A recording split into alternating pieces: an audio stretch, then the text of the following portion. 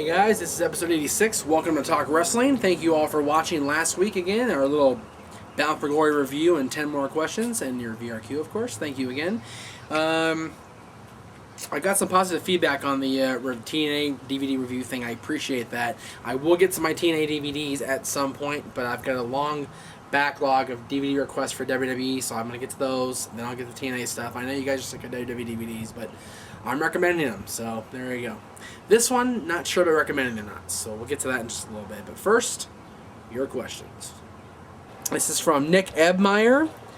I was just wondering what you think about Shelton Benjamin. Personally, I think he's one of the best superstars that WWE still has. He proves to be phenomenal every time he steps in the ring. My question is, why hasn't he gotten a bigger push?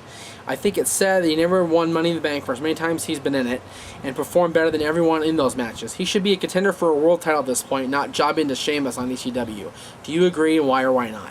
A lot of multi-layered question there. I like Shelton Benjamin.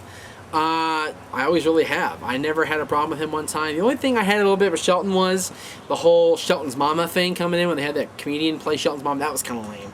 Other than that, I've liked Shelton Benjamin's character. Great Intercontinental Champion, great Tag Team Champion when he was with Charlie, when they were Team Angle and the World's Greatest Tag Team. Great job there. Phenomenal, as you said, Money in the Bank contender. Each and every time he's been in the Money in the Bank, he's been the superstar of that match. Except for 2008. I don't know if he was in it or not, but John Morrison was the star of that one, by far. Shelton, I don't think you'll ever see him push to the world title or in the world title picture, only because my iced tea just fell. That sucks. That's okay, it was empty, don't worry about it. I don't think you'll see him, only because he's been kept in that little status now for so long that the fans won't buy him as a true world championship contender now. They'll see him as a mid-card guy, a top-tier mid-card guy to be sure, but nothing more than an Intercontinental or U.S. champion. This is from Marvelous_Moose at hotmail.com. The whole Angelina Love situation, your views. Well, a little late to be talking about this now. It's a kind of a moot point now, but I'll address it. It sucks. I think Angelina got a raw deal, but you know what? That is entirely her fault and entirely TNA's fault as well. Somebody under your employee not having a work visa that long is irresponsible on both parts. On both parts. And the fact that they just now got her on it was ridiculous. And the fact that she's been replaced by this green, inexperienced person who is making waves, negative waves, immediately in the company is a damn shame. Lacey, from what I hear, is not very popular in the locker room, not very popular even amongst her own stablemates. So, it sucks that Angelina got the raw deal, but, as I said, it's her fault, it's TNA's fault, and it should have been handled better. Alright, this week's DVD review comes from an old contributor, Ryan Fain. Tis the Best of SmackDown, 10th anniversary 99 to 09, a 3-disc set, put out by WWE a few months ago. Let's go ahead and get the shot in right there. There you go. There it is. I'm not sure if this is the first time, but I know it's one of the few. I don't recommend this one. I liked parts of it. I didn't like the fact that they included some of the matches they did. I didn't like the fact they didn't include some of the matches they should have. And too much emphasis on the hosts. I didn't like the hosting choice of Michael Cole and Matt Striker. If you're going to have a guy host SmackDown, Michael Cole, yes. Matt Striker has never even been a part of SmackDown, except I think a couple of Striker's classrooms. Have a guy like, King, or even JR host that. They did that for comic relief, to have those two play off each other for comedic timing, and didn't work. some of the moments were kind of like the whole Hogan return thing. Hogan returned to SmackDown in 2002. Let's not forget that. He was drafted to SmackDown in 2002 with the draft. He didn't make his big return in 2003, like like the DVD says. He was in WWE and SmackDown in 2002 when he was Hollywood Hulk Hogan. Kind of inconsistent. The whole I really don't know how to say it. I found it to be not as good as the Raw anniversary one. Aaron agreed with me on this. We talked about this. I feel the Raw presentation was much better. The layout, of course, is very nice. The cover's cool. The 3 discs are the cool covers, and it's nice presentation. Don't get me wrong, but the content is not as much as Raw. And yes, it's not saying, oh, Raw's only been around 15 years. Yeah, well, SmackDown's only been around for 10 years. Well, yeah, that's 10 years of content they could have used, and it wasn't as good as Raw's 15. Sorry, it wasn't. If you're a hardcore WWE fan, by all means, Netflix it. See if you can get a hold of it. Borrow it from a friend. If you like it, go buy it. I personally don't recommend it. I bought it because I wanted it to be part of my collection. But I don't recommend it, and I'm kind of pissed that I bought it, to be honest with you. Alright, this question comes from Paul Baxter. What do you think is the nicest looking title belt of all time? My personal favorite is the Winged Eagle Heavyweight Championship belt. Your thoughts? I gotta agree wholeheartedly. That's my favorite belt of all time. The Winged Eagle WWF Championship from 88 to 98 that Hogan wore, Andre, Savage, Warrior, Sergeant Slaughter. Who else had that? A lot of people had that thing. Bret Hart, Shawn Michaels, Psycho Sid, Undertaker, Ric Flair. Thank you. And Stone Cold was the last. He won it, but never actually wore it, except that one night on Raw when he had it over his shoulder and traded it immediately with the Big Eagle.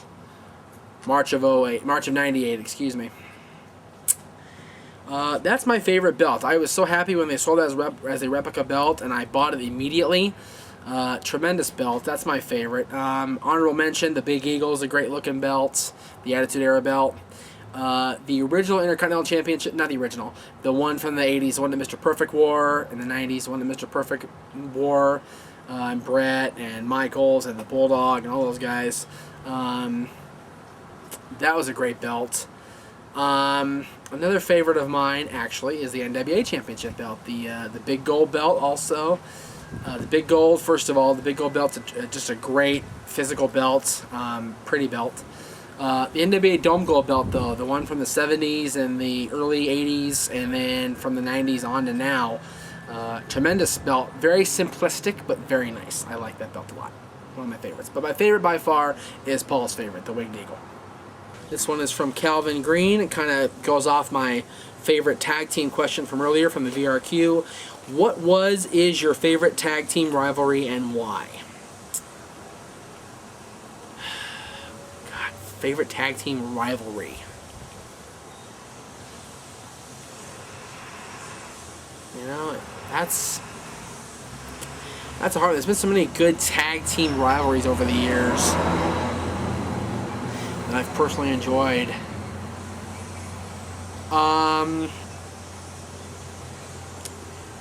Probably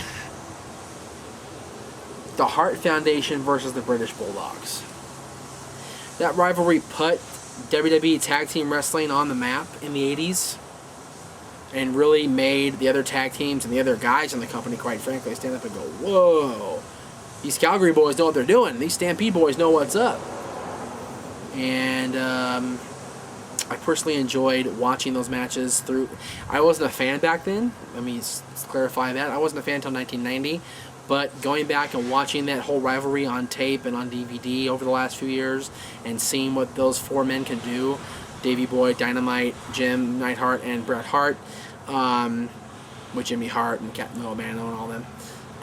Just a great rivalry, and it really set the tone for WWE Tag Team Wrestling over the years. Another great tag team rivalry was the three-team rivalry, Edge and Christian, the Hardys, and the Dudleys. That's been my favorite of modern times. The Attitude Era, whatever you want to call it, of my time as a fan. But overall, I think the Hearts and the Bulldogs really set the tone. All right, this week's VRQ comes from multiple-time contributor YohaTube. Let's just get right to it before the cars come by. Hey Meach, this is YohaTube, faithful watcher at Talk Wrestling, and here's my video question for you. Who are your favorite tag teams of like all time, and which tag teams would you like to see get back together? Personally, I wish Eminem would get back together, but I don't think that's going to happen anytime soon. And also, Miz and Morrison is also a good tag team, so I just want to hear what your thoughts are on it. And keep making the show. Like watching it. Alright, thanks, bud. Appreciate it. Yeah. My favorite tag teams, I mean, you know, you must be a newer wrestling watcher, YohaTube, because if your all-time favorite tag teams are Eminem and Miz and Morrison, you're leaving out a long history of tag team wrestling. I mean, I'm like the Hart Foundation, the Rockers, the British Bulldogs, Strike Force, Demolition, the Killer Bees even, you know, and, you know, the Road Warriors, the Outsiders, the Dudley Boys, Team 3D, the Hardy Boys, Edge and Christian, you know, all those teams.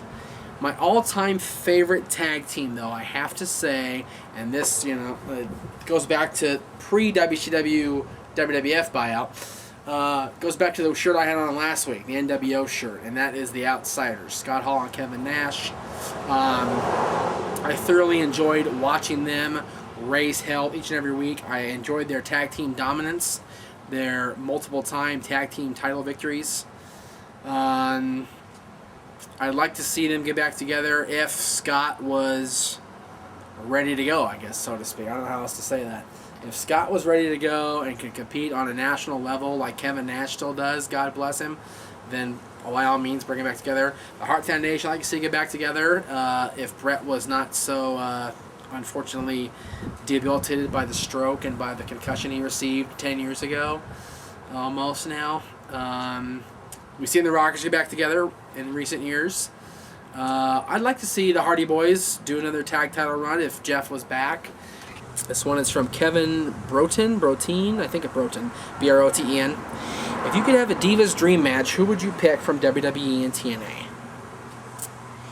Well, I'm assuming you meaning TNA versus WWE. I'm going to go with that assumption. If I'm wrong, let me know and I'll give you a better answer on a future episode.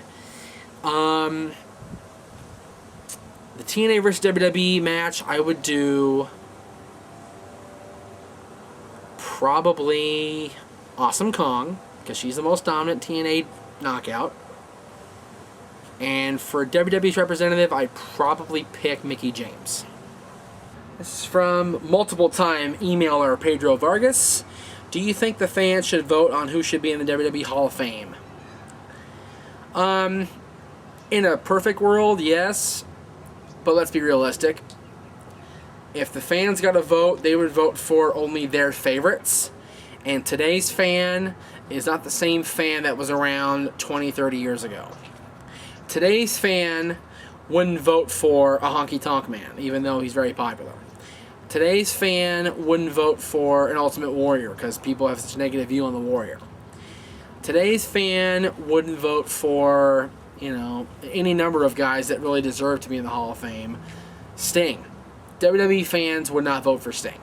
I don't think they would. Because they don't know Sting. The guys that have just watched WWE have never seen Sting. And don't know what Sting has contributed to this business. So I don't think they'd vote for him. Sting deserves a spot in the Hall of Fame. But, you know, will he get it if WWE picks it? Sure, maybe. If the fans get it, doubt it.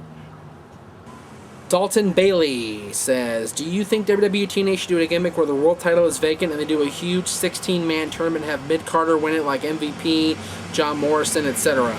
I, for one, love the tournament at Survivor Series 98 and think it would freshen up the stale product. If you agree, who do you think should win the title? Thanks, Jeff. Love the show. Never missed one yet. The only problem I have with a tournament in this day and age is the fans, I don't think, would be as into it as they were in the 80s when the title was vacant at WrestleMania 4, or when the title was vacant in 98 Survivor Series when Austin lost the title in that screw job.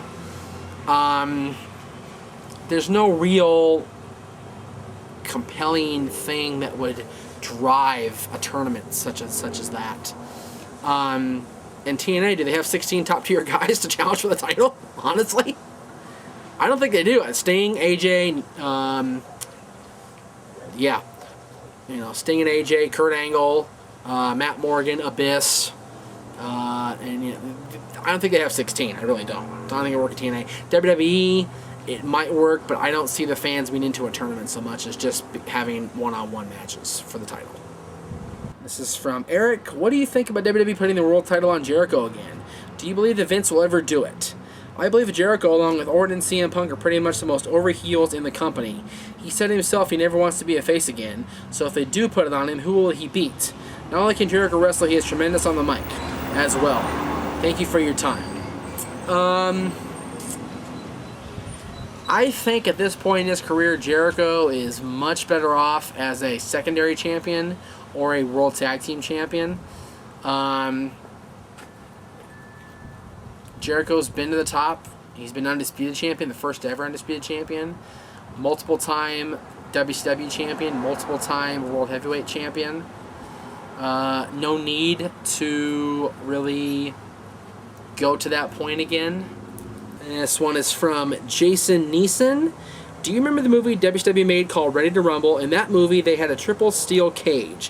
Why did they never use that concept for a real WWE wrestling match? Uh-oh, it's almost a facepalm. Almost.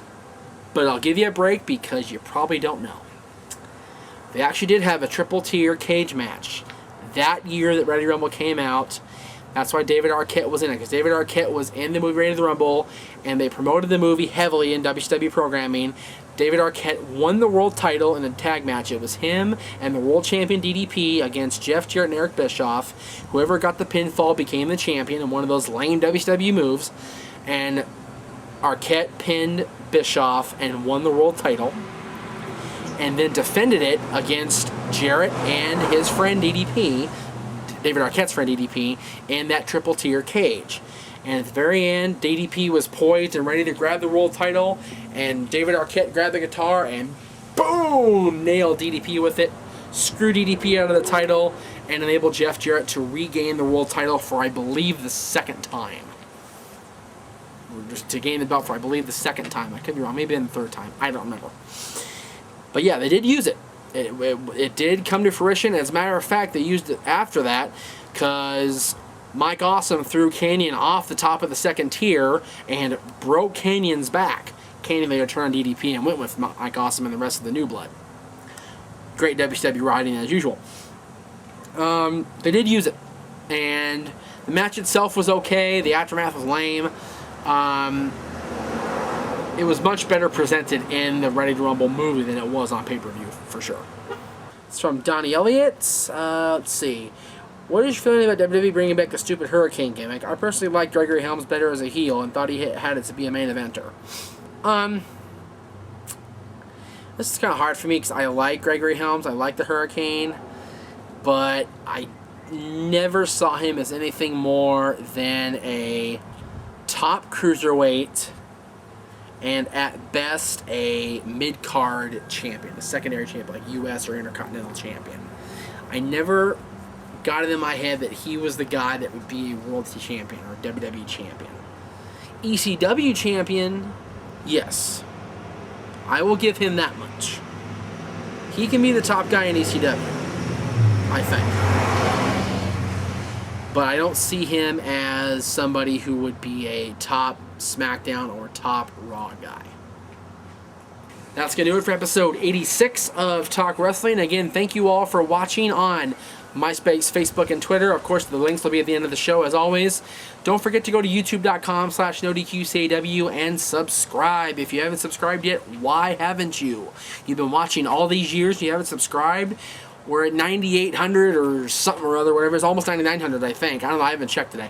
But go subscribe. We're almost at 10,000. You can be the 10,000 subscriber. You can be the one to put us over the top. Do so, please. We love you guys. Again, we just got over bragging rights. That was a tremendous pay-per-view. We're looking toward the Survivor Series. And toward Turning Point. And toward Aaron possibly going to Disneyland with us for the first time ever in the history of ever. Convince him to go to Disneyland with us on the 22nd. Don't worry about Survivor Series. Disneyland's more important, right? Anyway, we'll see you guys next time, episode 87. So long for now.